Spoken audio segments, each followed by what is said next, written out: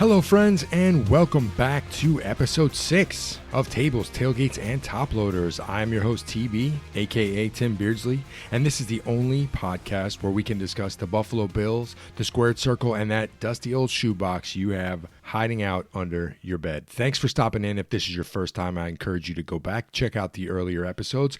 If you've rocked with the 3 T's since the start, thank you so very much. Now, let's not waste any more time. I want to dive right into the world of card collecting. There is a ton going on, so much to talk about, but I need to start by talking about Topps Now. I'm sure by now you have all seen or at least heard about the crazy world that is the Topps Now experience. If you don't know what I'm talking about, Topps Now is essentially a what they call a print-on-demand card series. Now, this launched all the way back in 2016. They did it as a trial run actually in 2015 with the World Series. It had some success, so they decided to launch it full-time in 2016. Now, the core idea behind the Topps Now product is to release cards that essentially commemorate or celebrate the most exciting and culturally relevant events that are going on at the time. So, for example, a big moment happens the next day, Topps puts out a card that you can then go on their website and order. For example, I've talked about this card before on the podcast, the 2024 Olympic Games Topps Now card. I think it's numbered 26. This card has LeBron James, Steph Curry, and KD, Kevin Durant, 3 of the biggest basketball players, obviously not only in the NBA, but in history. And they put them on the same card. They were all on Team USA for the Olympic Games. And so these 3 are on the card, and it's a card celebrating Team USA's victory over France in the men's basketball gold medal game at the Paris Olympics. Now, for this card, 588,035 base cards were purchased. So over 500,000 purchased the base card. And they were all chasing, what Topps Now does is they do the base print run, and then they have variations off of this that they include when people order the base card. So if I want one of this triple LeBron James, Steph Curry, Kevin Durant card, I go on the website, I pay my money, I get sent one. And what Topps does is they include these special parallels or variations and insert it into various random packs. It's supposed to be random packs for free. And so what people were chasing was this one of one, so a single card. It was a triple auto variation of this card that had all 3 of their autographs on it. Crazy card. Like, this card is going to go for tons of money. And essentially everyone wanted this card because it's probably going to be worth over $1 million, if I'm going to guess. And to this day, that card has not surfaced. Now, as I said, this card is going to go for so much freaking money. It's going to be insane. So this card came out, 588,000 sales of the base card. A month later, that record was then broken when none other than Shohei Ohtani, Los Angeles Dodgers baseball sensation, he became the first player in MLB history to have a 50-50 season. So what does this mean? If you don't follow baseball, he's the first player to ever hit 50 home runs and steal 50 bases in the same season. Huge, historically significant, huge moment in baseball. Crazy stats. A ton of people were going to buy into this hype. So as soon as he hit 50-50, Topps Now puts out a card celebrating this monumentous occasion. 653,737 base cards were sold of that moment. I mean, that's crazy. That's a ton of freaking cards. So I get it. I get the draw for the idea of creating these moments, these huge moments in sports and putting them on a piece of cardboard. I get it. It's cool because you're buying into a specific moment that makes you feel something, which, if you remember, going back all the way to my first episode, that's why we are invested in these hobbies. That's why we do this stuff, right? It's supposed to get you to feel something. So me personally, I have bought numerous Topps Now cards. I'll be the first to admit it. I have bought in. There's been guys that I collect for my personal collections, and I go back and I buy their Topps Now cards. So there are moments that are just special to you, to the individual person, and you want to capture them. So I have a very, very personal example for you. So last year, July 31st, 2024, I took my son to see the Baltimore Orioles take on the Toronto Blue Jays, and this game was in Baltimore, Camden Yards. Awesome park. One of my favorites. One, in my opinion, still one of the greatest parks in Major League Baseball. Now, my son and I, we had been following Jackson Holliday. He was a highly touted prospect. We've been following him very closely since he was drafted, and he was slowly working his way up to the main club. Well, 2024, he debuted with the main club. He was on the team since the beginning of the season, and the season was a disaster for him. I mean, brutal. Like, holy cow, this is a dumpster fire. So he had only managed 2 hits. He was collecting a ton of strikeouts. He just looked completely lost. It was not good. So the Orioles sent him back down to the minors to kind of regroup, to kind of clear his head, settle him down a little bit. And I had went and bought these tickets well ahead of time, and I didn't know that he was going to be sent down and that he was obviously going to struggle so much. But so I'd gotten these tickets ahead of time, and we were hoping to see him play. And to this point, it wasn't looking good. Now, the game that we were supposed to go to was on a Wednesday, and I think Monday or Tuesday of that same week, so 1 or 2 days prior, the Orioles announced Holliday was going to be called back up to start this game. So I know I was super excited. I passed this info on to my son. He was excited too. So this is the first game I was going to be able to wear my brand new Jackson Holliday jersey. I was pumped. So my son and I are there in person watching this game. Now, his first 2 at-bats, he comes up the first 2 times, grounds out both times. I'm like, well, this isn't good. This is just repeating what had been kind of par for the course so far this season. It's just not good. Then all of a sudden, here comes the 5th inning. I look up at the scoreboard. I see Holliday is set to come up 5th in the inning. So there's going to be 4 other batters ahead of him. The inning starts. First batter flies out. So you got 1 out. Next 2 guys up, they both walk. So now you have 2 men on, and there's 1 guy on deck ahead of Holliday. So in baseball terms, he's technically in the hole. I turn to my son at this point, honest to God. I say, we're going to load the bases, and Holliday's going to hit a slammy. I said, he's going to hit a slammy, and it's going to be the ultimate redemption story. It's going to be awesome. So next batter up, there's 2 on. Jordan Westberg, he gets plunked. He gets hit by the pitch. Now bases are loaded. So here comes Jackson Holliday. First pitch, he takes it, strike, right down the pipe. Doesn't even bother swing. Strike 1. Next pitch, hacks it foul. So here he is. He's down 0-2. Here comes the 3rd pitch. And folks, let me tell you, if there's ever times in your life where you wish you had the ability to like freeze frame, take a picture, take it, just stop everything that's going on around you. As ridiculous as it sounds, this would have been one of those moments. Jackson Holliday connects with this 3rd pitch, and he absolutely destroys this baseball. The sound, when you hear that ball come off the bat, the sound is glorious. It's glorious. And this ball is sent into orbit and lands on freaking Utah Street over the right field seats. Now, at this point, my son and I are jumping up and down, going absolutely crazy, screaming like schoolgirls. I am absolutely not ashamed to say it. It was a magical moment. Not only does he crush this grand slam, but this is also his very first major league home run. So needless to say, this is a super, super cool moment. Now, if you're familiar with Camden Yards, anytime a player hits a home run onto Utah Street, the Orioles place a ball marker on the brick walkway out there where people can walk. It's like a concourse. They place a ball marker on the walkway where the home run lands.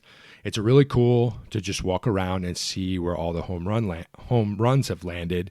They mark it with feet and who hit it, et cetera, et cetera. Anyway, after the game, my son and I go out to Utah Street, and they had marked with paint the exact spot where Holliday's grand slam had landed on Utah Street. So it's super cool. So my son and I, we kind of kneel down. Somebody takes a picture of us in front of this marker. And let me tell you, as a dad, it doesn't get much cooler than this. Like, to me, this is the perfect application of what a Topps Now card should be. I knew instantly after he hit that grand slam that I would be on the website, the Topps website, the next day, checking to see if this moment was going to be stamped onto a piece of cardboard, and I would be ordering the card regardless of the cost because of what that game and that moment meant to me. Now, would it mean something to someone who roots for the Angels or the Mariners across the country? No, probably not. But for that moment, that one experience, me and my son, that was all that mattered, and this was an absolute no-brainer. So I ordered it. Weeks go by. It finally gets to my house. I look at it, and the card's awesome. It's just awesome. I love the card.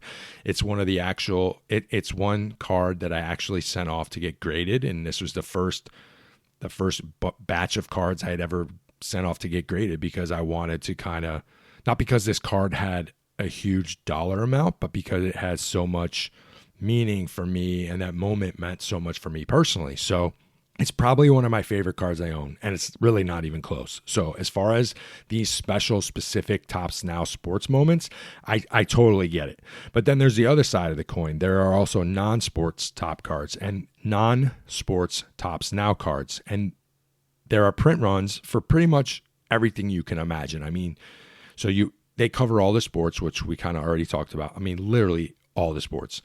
WWE, random soccer stuff, baseball. Okay, I guess they don't cover all sports because they don't own the license to football, so there's no football stuff. Some college stuff.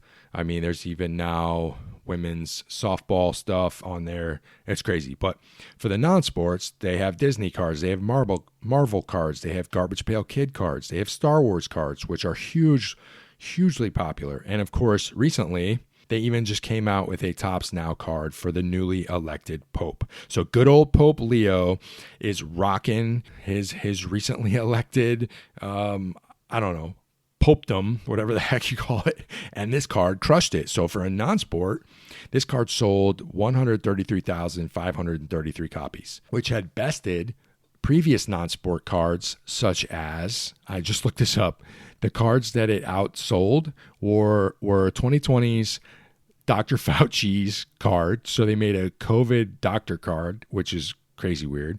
That card sold around 50,000 copies. And then a 2024 solar eclipse card. Now, I'd much rather have the solar eclipse card than a Dr. Fauci card, but hey, who am I to judge? So this is crazy stuff.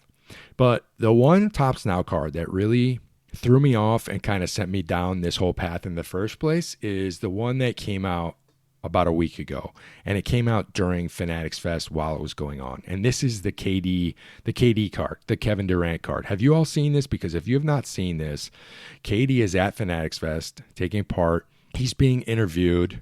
He's up on some sort of panel, and during the middle of the interview, he is notified live that he has actually been traded to Houston. So Kevin Durant, he's being asked questions, and suddenly it's brought up that he has in fact been traded to Houston. So what does Topps decide to do? They decide to create a Topps Now card of this very moment. Now, is this a viral moment? I mean, I'm not one to judge, but the guy is literally sitting in a chair on a stage in street clothes. He's looking at the camera very oddly, and he looks like he's not very happy. So what are we doing, Topps? Why are we choosing to capture this moment? Because it seems a little weird to me. And I'm trying to think, like, have we gone too far? Because I'm not sure anymore. Who is buying this weird looking street clothes wearing Kevin Durant card where he's literally just been told he's been traded to Houston?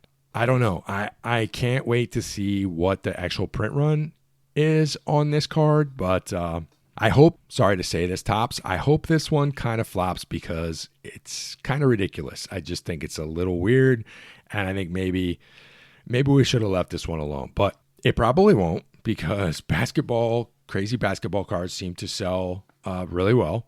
So I'm thinking, if it doesn't flop, what does this look like in the future? Does this open the door for more moments like this? So the whole craziness got me thinking of what I'd want to see on these Topps Now cards if I was in fact making them. If I was in charge and I could actually put together a list, what crazy moments would I want to see etched on cardboard forever? So for this episode of the 3Ts podcast, we are about to bust out the Crossing the T's segment of the week. Now, I have drawn up a list of my top 5 historic Bills moments that I want captured on a trading card, courtesy of our boys over at Topps Now. So here we go. Y'all ready? Top 5 list, historic Bills moments that we should capture in Topps Now form. Number 1, Ryan Fitzpatrick shirtless. If y'all don't know what I'm talking about, Ryan Fitzpatrick, former Bills quarterback, fan favorite. Everyone knows who he is. This is not from a particular game he played, but rather this is his iconic shirtless pose in the frigid temps of Orchard Park on January 22nd, 2022, during the playoff annihilation of the New England Patriots 47-17. Some call this the absolute perfect game. offensively, of course, and some think Fitzmagic is a absolute national treasure. So combine the two, perfect game, Fitzmagic, shirtless, it all makes sense. Number one, boom, there you go. Who's buying that card? I think I would. I would actually buy this card. In fact, I think I would buy all these cards. Let's move on. Number 2, T.O., Terrell Owens. He is handed the keys to the city. Do you all remember this moment of insanity? T.O. had just signed with the Bills. It was crazy around Western New York. If you remember this time, T.O. had just signed a 1-year deal, and there was a ton of hoopla and craziness following him around. If you remember, he had a reality show on VH1. The camera crew was following him everywhere. It was just madness. Anyway, he signs with the Bills, a 1-year deal. He flies into Buffalo, and within 24 hours, the mayor is literally giving him a key to the city. Think about that for a second. The key to the city for T.O.? The guy hasn't played a single snap for the Bills yet, but here he is getting a key to the city. So what does he do to thank the mayor and the city of Buffalo? He goes on and catches how many balls that year? 55 catches, and he amassed 829 yards that season, all in exchange for a key to the city. So 55 catches, 829. I'm not too sure if that was worth it, but he got the key to the city. Yikes. So there you go, number 2. Number 3. On the top 5 list of historic Bills moments I want to capture in card form, Stevie Johnson blames God card. Now, if you remember this fiasco, this took place in November of 2010. The Bills were bad. I mean, they started the season 0-8. That's how bad they were. It was atrocious. So we rattle off a couple wins. I believe they won 2 straight. And then they're playing the Steelers, good old Big Ben Roethlisberger. So the Bills were down. They managed to come back. This game goes into overtime. Who's QB? Good old Fitzmagic. He throws a beautiful pass to Stevie Johnson, who is literally wide open in the end zone. I mean, wide open. And in absolute pure Bills fashion, what does Stevie do? He drops the ball. So we could have won 3 games in a row, but he drops it. We go on and we lose the game. To make matters worse, after this crazy dropped pass, after the game, Stevie goes on his Twitter account and blames the Lord Almighty, the man upstairs, for him dropping the pass. He says something to the effect of, I praise you 24/7 and this how you do me. And that's what I want to see dropped right on top of this card. You can have him sign it. I don't care what happens. I want this card. I want to put it in my Bills collection. It would be glorious. So Topps, if you're listening, get on that. Do a retro Topps Now card. I want the Stevie Johnson blames God card. Put that in the mailbox. Let's move on to number 4. Now, some of y'all might get mad at me for this one, but I am bringing in card form Nate Peterman's first career start. What a moment this one is. Can this be classified as the worst first start in the history of sports? I think if you look at it, it quite possibly could be. So flashback, folks. Let's go, Mafia. Let's jump in the DeLorean back to 2017. The Bills had started the season 5-4. Not bad, Tyrod Taylor's QB, but that wasn't good enough. So what does good old Sean McDermott do? He decides he's going to bench Tyrod Taylor, and he's going to start Nate Peterman on the road against the LA Chargers. Do you all remember this game? Because it was an absolute dumpster fire. So here comes the rookie in an away game, and then he proceeds to drop the biggest turd you will ever see. 5 pickles. That's right, folks. 5 interceptions in the first freaking half of the game. 5 picks in the first half of the game. Needless to say, halftime comes around and he gets benched. Of course, the Bills go on to lose the game 54-24, and after the game, good old Sean says, I'm going to take my time and evaluate it. I felt like this was the right situation for Nate to come in and play. He also goes on to say, I don't regret my decision. I regret the result. We didn't get the result we were looking for, so I don't regret the decision at all. I know that's a lot of writing, but I would love to compress that quote and put it on the back of this Topps Now card, because I want him to be able to go and look at this card anytime he thinks of doing something as stupid as starting Nate Peterman, because that game was atrocious and it needs to be encapsulated in card form. And number 5, last but certainly not least, back in the DeLorean, driving all the way back to September 16th, 2018, another Chargers game. That's right, but this time the score is only 28-6 at the half. We are down, we're losing, and then it gets even worse because then something I had never thought I would ever see in my lifetime absolutely happens. If you all remember this, against the Chargers, September 16th, 2018, starting cornerback, Vontae Davis, he goes to the coaching staff and he literally tells them he's done. He's not done with the series or the game. He's done with the team, with the sport, with everything. He literally quits in the middle of a National Football League game. Can you believe that? I want this in card form. I want it forever etched. I want to protect it and put it in a binder and look at that card forever because what a disaster that moment was. So there you go. Those are the 5 moments that I want turned into Topps Now cards. Awesome top 5 Bills moments. I think they would absolutely be best sellers. So what else is happening in the card world? Well, Fanatics Fest wrapped up over last weekend, and for the most part, it seemed to have received rave reviews. I mean, everybody was talking about it. There were a ton of people there. Tickets were sold out. I mean, it was everywhere. If you were on social media over Fanatics Fest weekend, you saw clip after clip, video after video of celebrities, sports stars all coming together. They were all over the place during the show. You had so many people taking so many media clips and doing their thing. It was crazy. But I got to be honest, folks. I don't think we saw enough of my favorite athlete of all time. That's right. The fake TB, Tom Brady, because he only literally accounted for 80 to 90% of the freaking content I saw. It's absolutely ridiculous. I couldn't believe what I was watching. Every time I opened my phone, every time I opened Twitter or look at Instagram, it was Tom Brady. He's walking around with his goon squad. He's talking on panels. He's throwing baseballs. He's throwing footballs. He's shooting 3-pointers. Blah, blah, blah, blah, blah, blah, blah. He's hitting hockey pucks. I'm like, he's wearing this pair of glasses and this pair of glasses. I'm like, what the hell is going on? Why is there so much freaking Tom Brady at this damn show? But then the absolute worst thing happened. Have you seen this video, folks, where he is doing the WWE entrance? It is sick. It's sick. If you don't know, Fanatics Fest set up a literal WWE ramp. Really cool. And all the fans can participate and they can pick their entrance music and they come out of the curtain and they stand at the top of the ramp and they can do whatever they want. It's pretty sweet. So, of course, because he's everywhere, Tom Brady has to have his own WWE entrance. So the fake TB comes out to none other than the American Nightmare Cody Rhodes' music, which he's not my favorite, but his song is a banger. That is pure fire. Like, he's got one of the best songs in the company. So out comes Tom Brady to Cody Rhodes' song. He's at the top of the ramp. He's wearing a championship belt. It's kind of thrown over his shoulder. The first thing he does is he sticks his arms out. The belt then proceeds to slide off his shoulder. Instead of picking it up, he just leaves it there. So he just doesn't bother to pick it up, which is very disrespectful to the belt. He just leaves it there.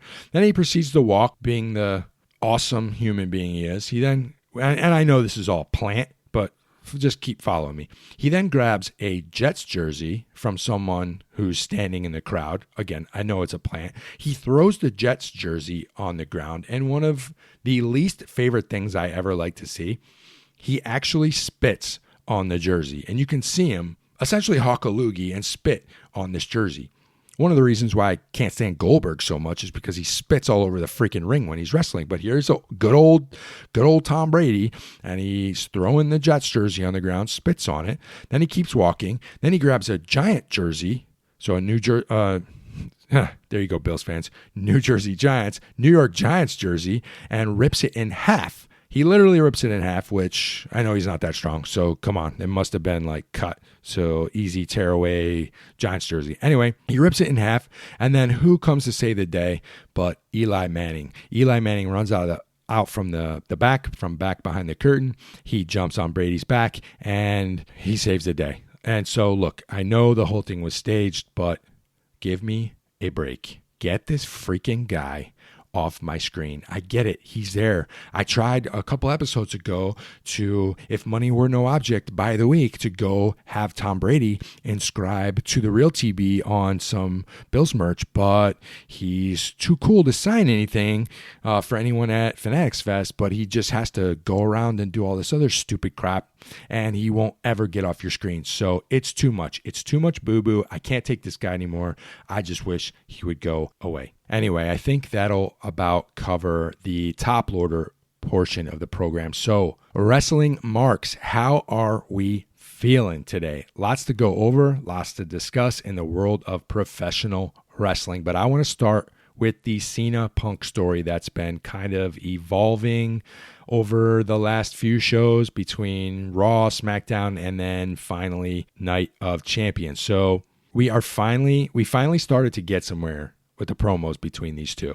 If you remember Monday Night Raw, Cena and R-Truth had their second match. It was kind of a rematch. During this match, Cena ends up grabbing his belt, smashing Truth over the head with it, and he gets himself DQ'd. Surprise, surprise. And then out comes Punk to essentially save the day. They get into a little scuffle. Cena then proceeds to drop him using a table spot that's sponsored by none other than Slim Jim. Side note, this is total garbage. He pulls the table out, he sets the table up, and you can see clearly on each end of the table is a sticker that says Slim Jim. While I was not surprised, it was kind of ridiculous. But here we go. So now we're doing sponsored table spots that are brought to you by Slim Jim. So anyway, Cena puts Punk through the table. Punk is then laying there essentially unconscious for about 10 minutes as Cena, which is crazy to me, but in professional wrestling, you have to suspend disbelief. So sure, CM Punk, one table shot. He's going to lay there while Cena spins this tune on him for about 10 minutes. So Cena then drops a crazy promo, which is clearly a throwback to Punk's pipe bomb from their feud that was about 14 years ago. It was an awesome promo. I gotta tell you, some people didn't like it. They said he was copying him too much, and a lot of it didn't hit its mark. You know what?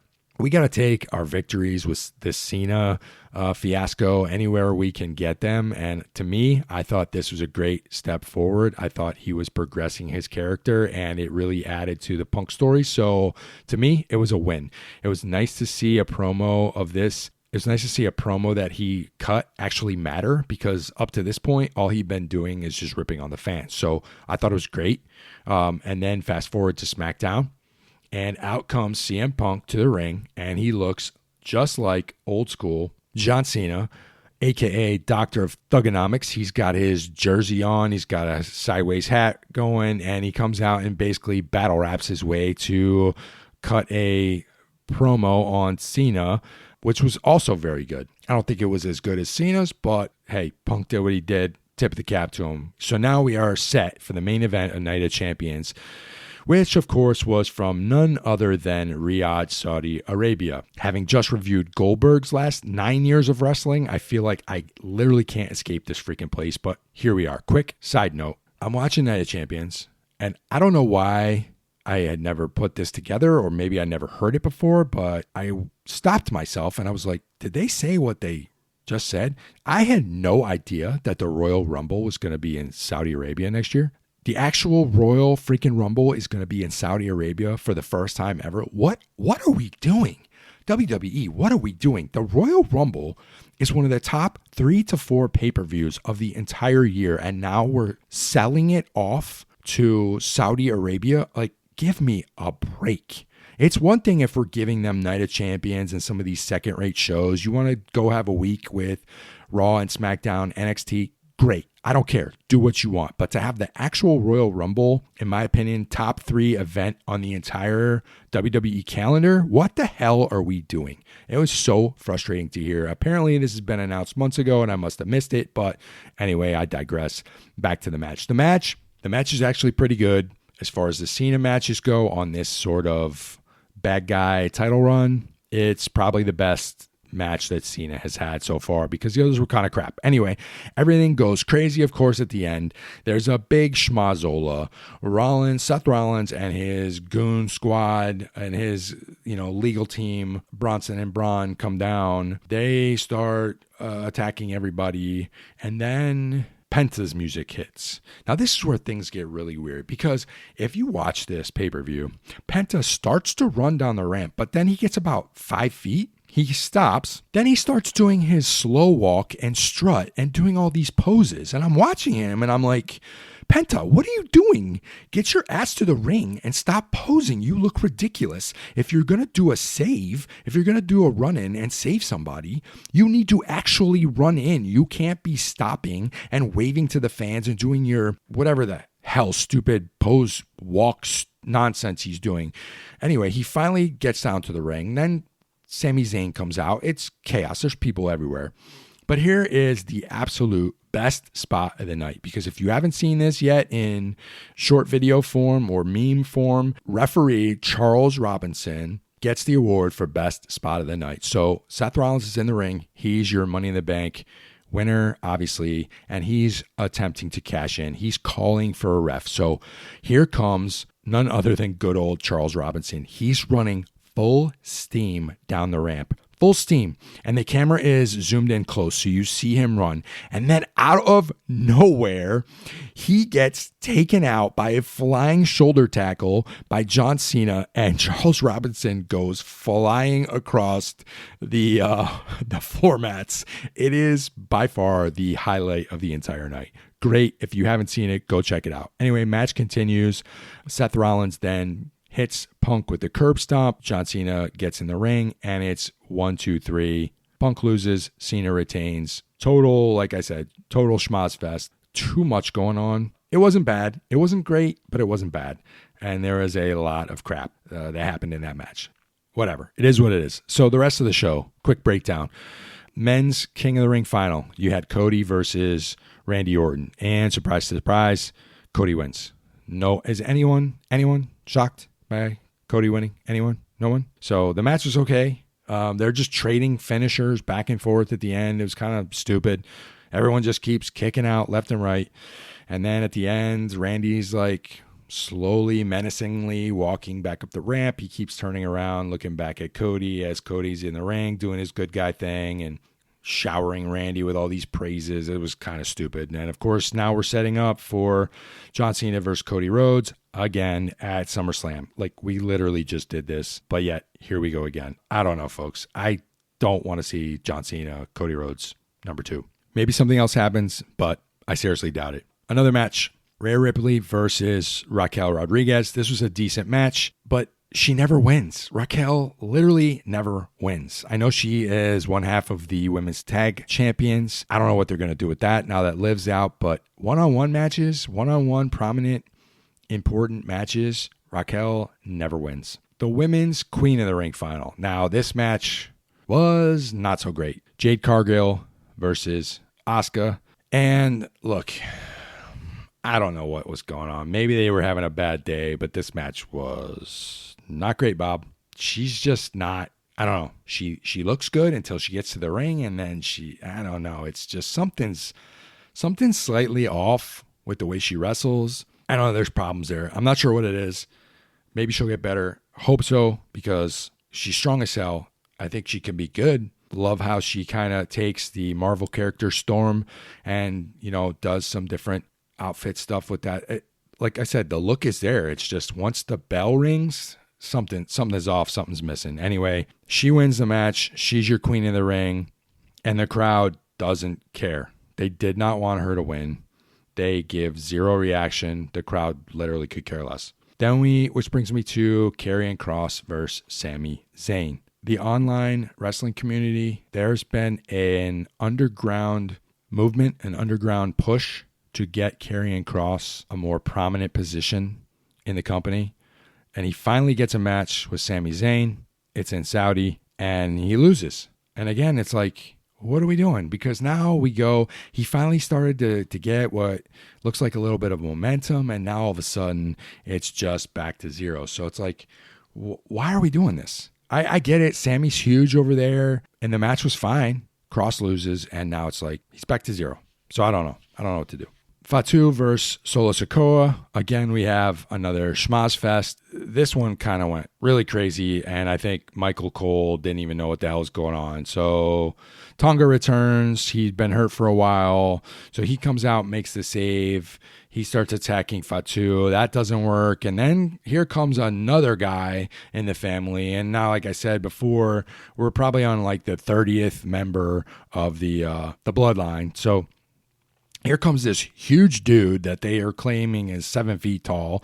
And I can only describe him as a love child between X-Pac and Kevin Nash, because he's huge and tall and he has long hair like Kevin Nash, but his face, he's got facial features that look just like X-Pac. So this is the love child of X-Pac and Kevin Nash. It is what it is. And then there's Michael Cole, who's doing the announcing, and he has no clue what he's saying. He literally says, "That's Tamatanga, Tangaloa, their brother." And we're like, what are you talking about? That's neither one of those people. He has no idea what he's saying. He doesn't correct himself ever. They never say who this person is, but he just goes on and say, and he's assuming we know who the hell this person is. Anyway, big schmoz fest. Fatu loses the belt. Solo has the United States Championship. He has a new gang. And where do we go from here? Well, it's pretty easy. If I'm a betting man, I'm betting that we're going to have another bloodline versus bloodline story. We're going to have the Usos and Fatu against Solo and his boys. So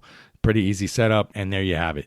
All in all, I don't know. The whole thing, the whole Night of Champions, it was fine. If you told me, hey, you got to rate it on a scale of 5 turnbuckles or 4 turnbuckles, or whatever the heck rating system we want to use, I would say it's like right in the middle. It was fine. There's nothing to write home about. I will never go back and watch any of these matches unless I'm doing research on something, because it really wasn't that good. But I don't know. It was fine. Anyway, AEW. What do I want to say about AEW? Well, they had some shows. I don't know what to say at this point. They had some shows. Sometimes watching AEW feels like a chore. I don't know why. Their top guys are amazing. Their top women are amazing. But there's really just not a lot to talk about. I need All In to get here ASAP, because some of these TV tapings are just not doing it for me. And listen, AEW, you can't keep changing the night that your shows are on every single week. There has to be some continuity. It can't be this week it's Wednesday, then it's Saturday, or then it's Friday, and then it's Thursday, and then Wednesday show is 2 hours, and now it's 4 hours, and then it's 2 hours. Now it's like, holy cow, people, take it easy. Pick a night, pick a length of time, and stick with it. You're never going to grow and actually try to compete with the other guys if you keep doing this garbage. It's just, it's fine. It's whatever. The shows, I try to stay up with it. There's some really good segments, but the rest, it's just meh. I don't know what to tell you, folks. That's just me. Anyway, let's move on. Bills, Mafia, how are we feeling? This is definitely the slow period for the NFL and for teams. We have a bit of a break until we wait patiently for training camp to arrive. The Bills came out last week and announced their training camp schedule, which will be held at St. John Fisher once again. And this time, HBO is bringing the crew for Hard Knocks. I don't know how you all feel about this. I don't really know how I feel about this. Apparently, Hard Knocks crew is only going to be taping during training camp, and then they are moving on to the NFC East. So you're going to get, I looked this up today, you're going to get 5 training camp episodes on the Bills, and then they can go focus on whoever. Dak Prescott, hooray, no one cares. But I'm kind of glad that it's only for training camp, because I really don't want the attention. Is that weird? Is that weird to say? I don't want the attention. So come in for training camp. We'll talk about the James Cook scenario.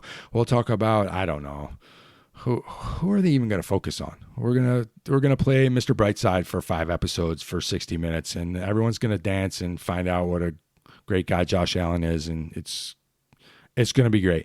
And Mitch Trubisky, maybe we'll do a special on Mitch Trubisky, and it'll be awesome. Maybe they'll try to recreate the Matt Milano, Mike White on-field incident in which he literally folded him in a suitcase. Maybe we can do that. But all in all, I don't know what they're going to do, but I'm kind of glad it's only going to be for training camp. But you never know. I'm just afraid. I don't want them to try to force and try to create some drama, manufacture some kind of BS drama. I don't know. You never know what you're looking at when you watch this stuff. You never know what's real. You never know what's legit and what is actually being produced for TV. So I kind of don't want them. I'm going to watch it, of course, but I'm a bit apprehensive if I'm being honest. And finally, I looked this up the other day. The Bills are the only team in the NFL favored to win every single game this year on the schedule. And this is crazy to me because if you look at the schedule, if you break down the schedule, there are a handful of really difficult games on the schedule. So obviously the home opener against Baltimore, that's, in my opinion, if you look at the schedule, that's the toughest game of the year. Then we play the Chiefs, we play the Eagles, we play the Bengals, we play the Bucks. Thank God most of these games are at home. So there's really not one really difficult road game. If you break down the schedule, so Ravens, Chiefs, Eagles, Bengals, Bucks, those are the 5 toughest games by far. And we're favored in every one of those games. Now, I looked this up. Now, since 1978, only 23 teams have gone on to be favored in every game of a regular season. 23 teams. In how many years is that? A lot. 47 years. That's crazy. Now, the other side, the flip side of the coin, 28 teams have been underdogs in every game of a regular season during the same time span. You're more than likely to be the underdog in every game than you are to be favored in every game. I'm not sure how I feel about that. Should I be worried? What would I rather be as a team? Favored in every game or the underdog in every game? I don't know. I guess I should just go bet the house that the Bills run the freaking table. We go 20-0, and this is the year we finally bring the Lombardi Trophy to Western New York. What do you think, folks? 20-0? Who's signing up for that? I can't wait. Sounds about right to me. I think that's going to do it for episode 6 of Tables, Tailgates, and Top Loaders. I cannot thank you enough for stopping in. If you have enjoyed this episode of any episode of the 3 T's podcast, please, please, please do me a favor. Share it with someone you know, whether they are a fellow card collector, someone who loves professional wrestling, or, of course, a fellow member of the Mafia. It doesn't matter. I want to grow this thing one episode at a time. So please, please help a brother out. Hit that follow button. Throw a review up. Help me out. Leave a quick review. Let's build this thing together one episode at a time. And as always, I appreciate you all very, very much. So until next time, whether it's ripping packs, breaking tables, or dropping elbows, keep doing what you love. And as always, go Bills.